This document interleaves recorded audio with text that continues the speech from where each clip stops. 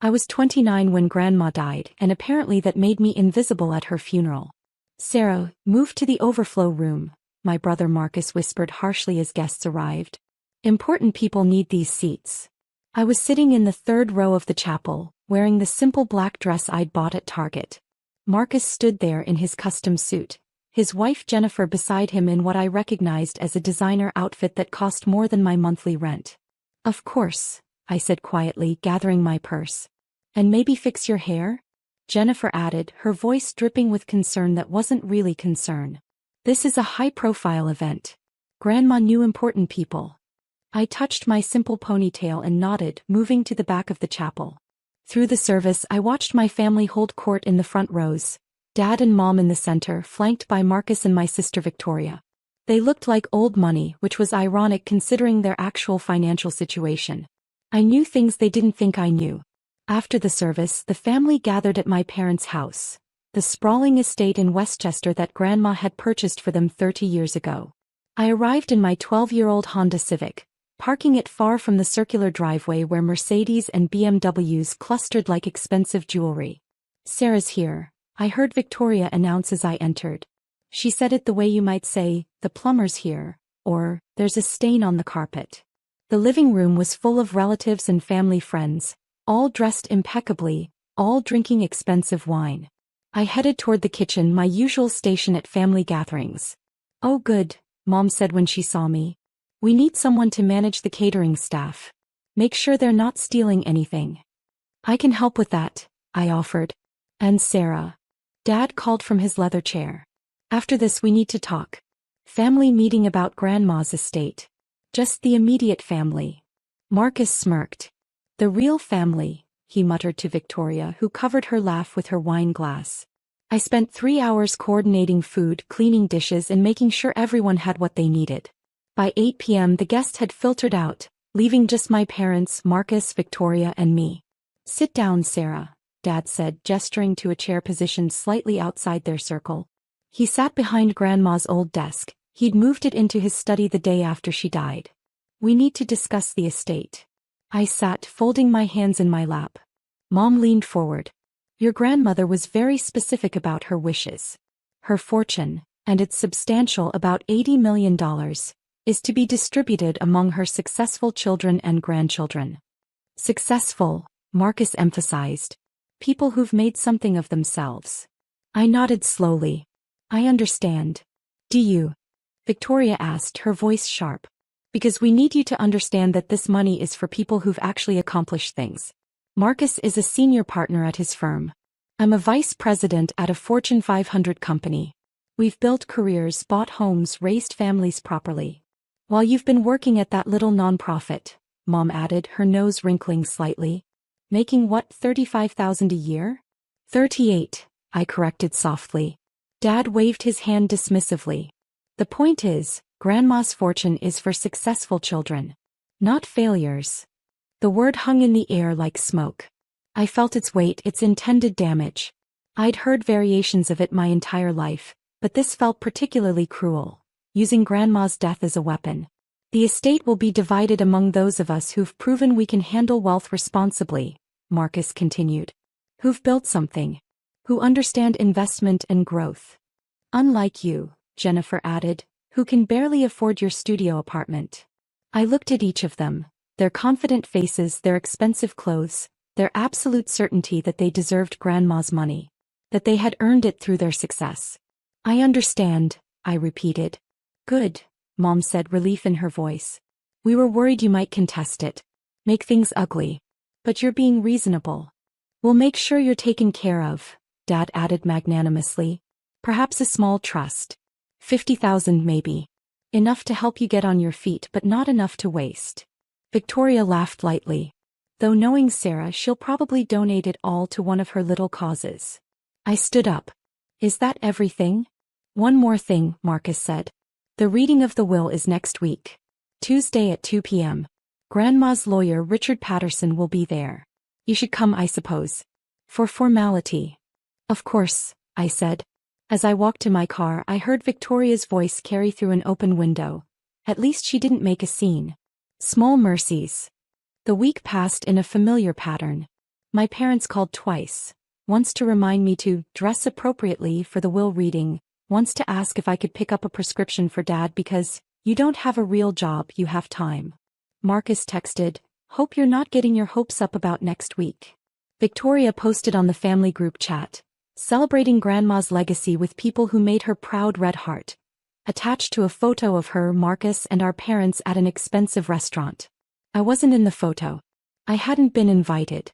I spent the week doing my job, managing donor relations for a small nonprofit that provided legal services to low-income families. The work paid poorly but mattered. At least it mattered to me. Tuesday arrived cold and gray. I put on my nicest outfit, a navy dress I'd bought 3 years ago, conservative and plain. I did my makeup carefully, pulled my hair back neatly. Patterson and Associates occupied the 15th floor of a building in Midtown Manhattan. The reception area was all dark wood and leather, the kind of place that smelled like money and old books. Sarah Morrison? The receptionist asked when I approached. Yes. They're waiting for you in the conference room. Third door on the right. My family was already seated when I entered. Dad at the head of the table, Mom beside him. Marcus and Jennifer on one side, Victoria and her husband David on the other. They'd left an empty chair at the far end, away from everyone. I took it without comment. Sarah, Mom acknowledged. You're late. I glanced at the wall clock. It's 1:58. Punctuality means arriving early, Dad said dismissively. The door opened and Richard Patterson entered, a distinguished man in his 60s with silver hair and an expensive suit. He carried a leather portfolio and moved with the careful precision of someone who'd done this many times before. Good afternoon, he said, taking a seat beside Dad. Thank you all for coming. I know this is a difficult time. Let's just get through this, Richard, Dad said. His voice had the tone of someone used to controlling situations. We understand the basic distribution. We just need the formalities. Patterson opened his portfolio slowly. Actually, George, I think you'll find Eleanor's will is quite specific and perhaps unexpected. Unexpected. Mom's voice rose slightly. Eleanor and I discussed her wishes many times. The estate goes to the successful members of the family. That's correct, Patterson said. He pulled out a document. Eleanor was very clear about rewarding success. However, her definition of success may differ from yours. Marcus leaned forward. What does that mean? It means, Patterson said, his voice careful and professional, that Eleanor Morrison revised her will 6 months before her death. Substantially revised it. The room went very quiet. Revised it how? Victoria demanded. Patterson looked directly at me. Sarah, did your grandmother discuss her estate with you? Every eye turned toward me. I met Patterson's gaze steadily. Yes, I said quietly. She did. What? Mom's voice was sharp. When? Many times, I answered. Usually on Thursday afternoons. Thursday afternoons? Dad repeated. What are you talking about? I kept my voice calm. For the past 8 years I visited Grandma every Thursday. We'd have tea, talk about her week, her life. She told me about her wishes. That's ridiculous, Marcus said. We visited Grandma all the time. Patterson cleared his throat. According to Eleanor's records, Sarah visited every Thursday without fail for 8 years. 416 visits. The rest of the family visited an average of 6 times per year. We were busy, Victoria protested. We have careers, responsibilities. I understand, Patterson said. Eleanor understood too. She was very clear about who made time for her and who didn't. Mom's face had gone pale. Richard, what exactly did Eleanor do?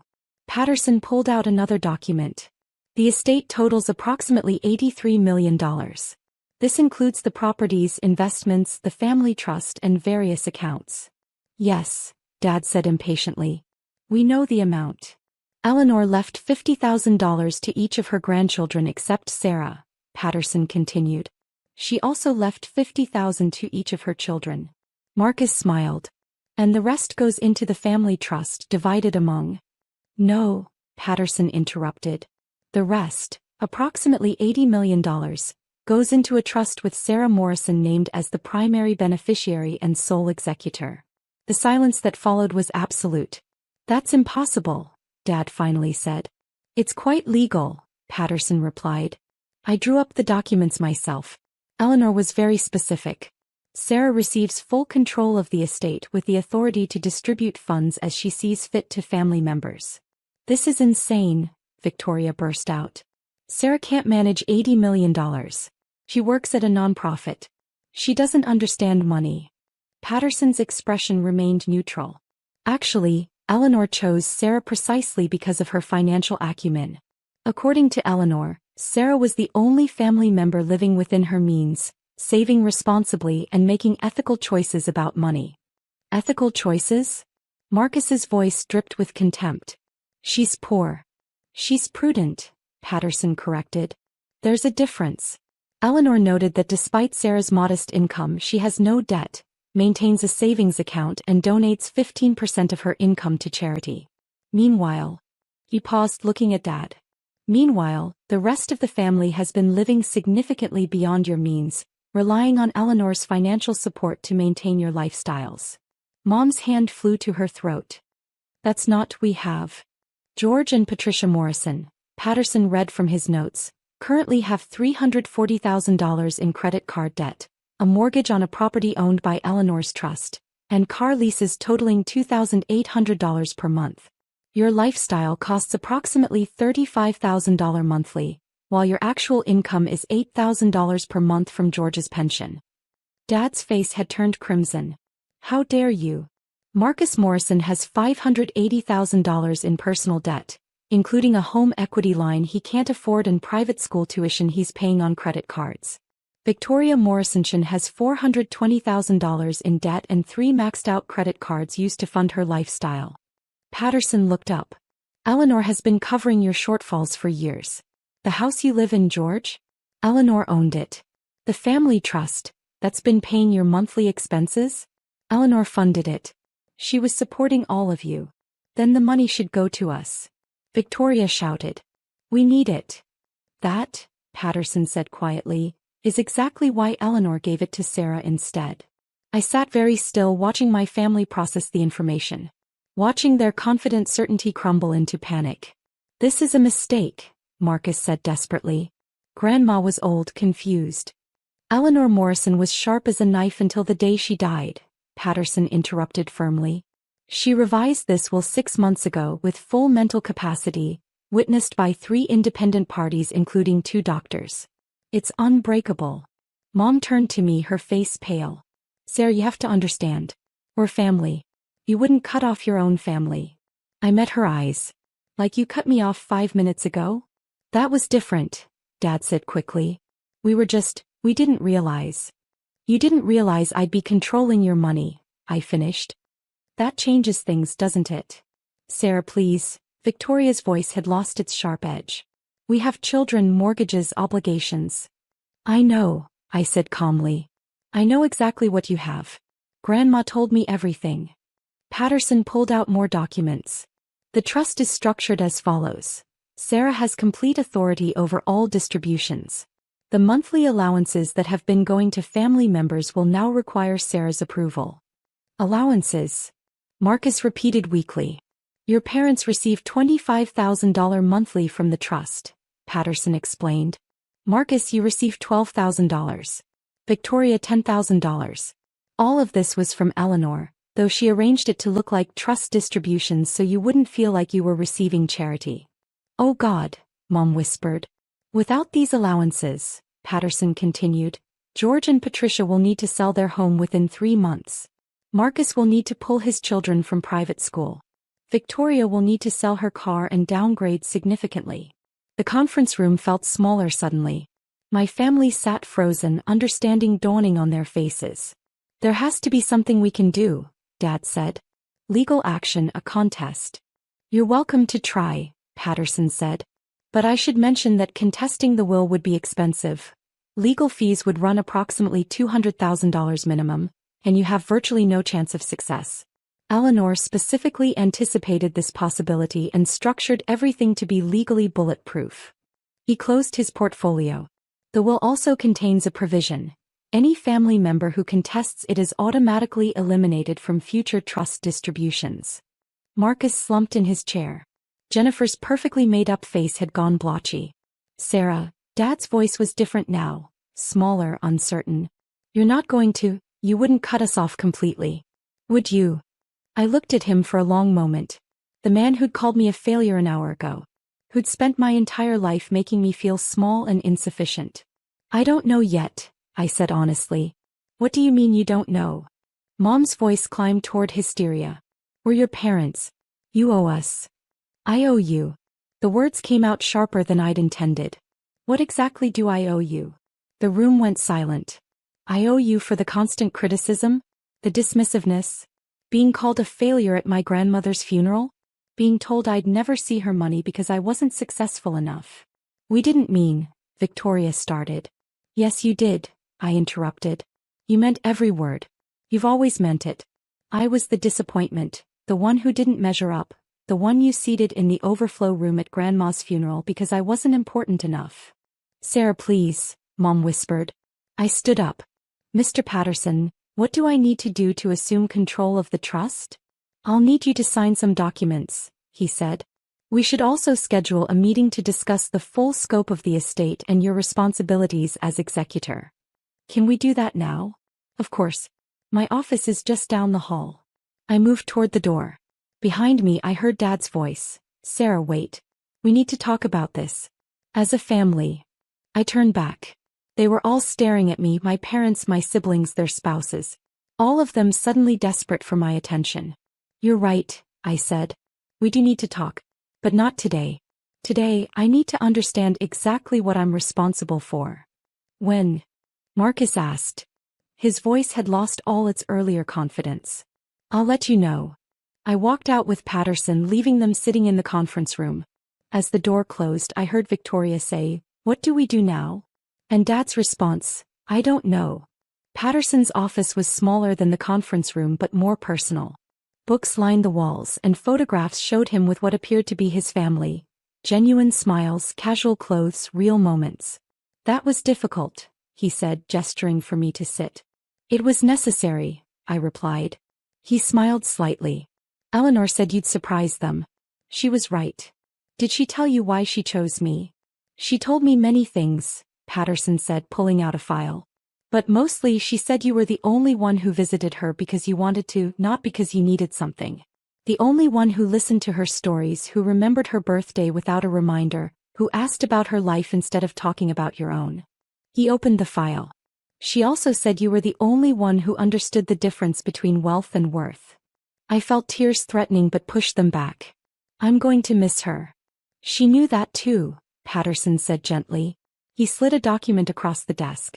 Before we get into the technical details, I want you to read this. Eleanor left you a letter. The envelope was cream-colored, my name written in Grandma's careful cursive. I opened it with shaking hands. My dearest Sarah, if you're reading this, I'm gone and your family has just received quite a shock. I imagine they're not handling it well. I need you to understand something. I didn't leave you my estate to punish them. I left it to you because you're the only one I trust to use it wisely. Your parents are good people who lost their way. They became so focused on appearing successful that they forgot what success actually means.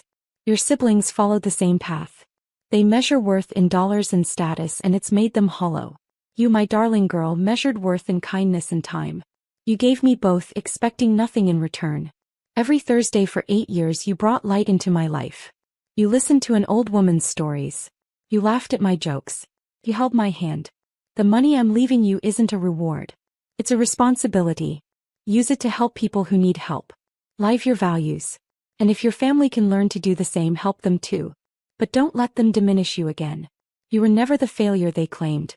You were always the success I hoped for. With all my love, Grandma. I read it twice, tears falling freely now. Patterson handed me a tissue box without comment. She wrote that 2 weeks before she died, he said quietly. She knew exactly what would happen today. I wiped my eyes. She was always 3 steps ahead of everyone. She was indeed. Patterson pulled out more documents. Now let's discuss what you're actually managing. For the next 2 hours he walked me through the estate. The house in Westchester, worth $4.2 million. The vacation property in Cape Cod, $1.8 million.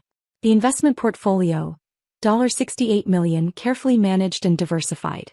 the various trusts and accounts that had been funding my family's lifestyle. The monthly distributions total about $52,000, Patterson explained. That's what's been going to your family. As executor, you have complete authority over these. Can I change them? Yes. You can increase them, decrease them, or eliminate them entirely. You can also add conditions, financial counseling, budget requirements, whatever you think is appropriate. I stared at the numbers. $52,000 every month. More than I made in a year and a half. What would Grandma want me to do? Patterson smiled. She specifically instructed me not to tell you. She said you needed to figure it out yourself. But she did say one thing. Sarah will know the difference between enabling and helping. The others never learned it. I thought about that. About my family sitting in that conference room, panicking. About years of criticism and dismissal. About being called a failure at my grandmother's funeral. And I thought about Grandma's letter. If your family can learn to do the same, help them too. I need time, I said finally. Time to think, to process, to understand what's right. Of course, Patterson said. You don't need to make any immediate decisions. The current distributions will continue automatically for the next month. That gives you time. Thank you. He handed me a business card. My direct line is on there. Call anytime you have questions or need advice. I worked with Eleanor for 35 years. I'd be honored to help you. I drove home in a daze. My phone had been buzzing constantly, calls and texts from my family that I wasn't ready to answer. Marcus, Sarah, we need to talk immediately. Victoria, you can't seriously be considering cutting us off. Mom, please call me. Your father is very upset. Dad, we raised you better than this. I turned off my phone and sat in my small studio apartment, the one they'd mocked for years. The place was quiet, simple, mine. I'd chosen it carefully, furnishing it with pieces from thrift stores and garage sales, making it comfortable without debt. For the first time in my life, I had power over my family. Real, undeniable power. The question was, what would I do with it? I thought about Grandma's visits. Every Thursday like clockwork. She'd tell me stories about her life. Growing up during the Depression, building a business with my grandfather, learning to invest, watching her fortune grow. Money, she told me once, is just a tool. It can build or destroy, help or harm. The question is always, what are you building? What was I building? The next morning I called Patterson. I've made some decisions, I said. But I need your help implementing them. I'm listening. First, I want to set up a meeting with my family. But not immediately. Give them 2 weeks to think about their situation. Understood. Second, I want to hire a financial counselor. Someone who can teach them to budget, to live within their means, to understand money properly. I can recommend several excellent people. Third, I want to continue the monthly distributions but with conditions. They have to attend the financial counseling. They have to create budgets and stick to them. They have to start paying down their debt. Patterson was quiet for a moment. That's generous. It's what Grandma would want, I said. She didn't leave me this money to punish them. She left it to me because she knew I'd use it to help them change. And if they refuse? Then they'll learn to live on their actual income. I paused. But I don't think they'll refuse. I think they're scared enough to listen now. Eleanor would be proud of you. I felt tears again. I hope so. 2 weeks later we met again in Patterson's conference room. My family looked different. Smaller, somehow less certain.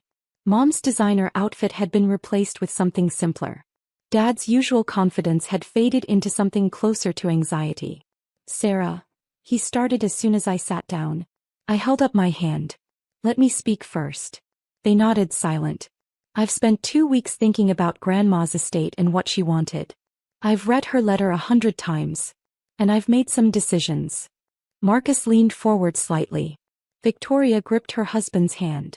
I'm going to continue the monthly distributions, I said. The relief in the room was palpable. Mom actually gasped. But, I continued, with conditions. The relief faded slightly.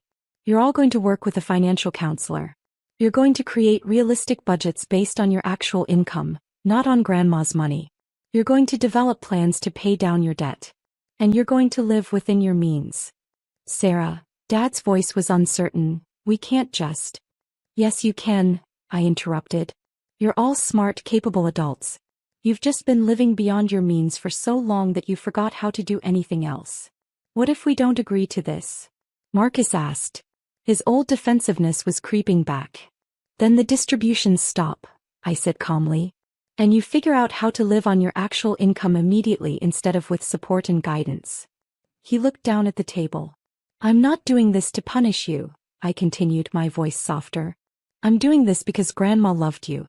All of you. She just wanted you to learn what she tried to teach you for years. That wealth isn't about how much you spend. It's about what you build. Mom was crying quietly. We've been terrible to you. Yes, I agreed. You have been. I'm sorry, she whispered. I appreciate that, I said. But sorry isn't enough. I need to see change. Real change. Patterson cleared his throat. I have the names of 3 excellent financial counselors. I can arrange meetings this week if everyone agrees. We agree, Dad said quickly. He looked at me. Sarah, thank you. This is more than we deserve. It's what family does, I replied. Real family. Not the performance of family you've been doing for years. Victoria spoke up, her voice small. Can I ask you something? Yes. All those Thursday visits with Grandma. Did she talk about us? I thought about how to answer that honestly. Yes. He talked about all of you. He loved you. But she was disappointed. She wanted you to be better than you were. And now you have a chance to be better. To become the people she hoped you'd be. I stood up. Don't waste it. 6 months later, I sat in Grandma's old house. My house now, though I'd invited my parents to stay while they figured out their finances.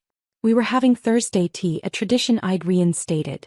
The counselor says we've paid down $80,000 of debt, Mom said, showing me the spreadsheet she'd learned to maintain.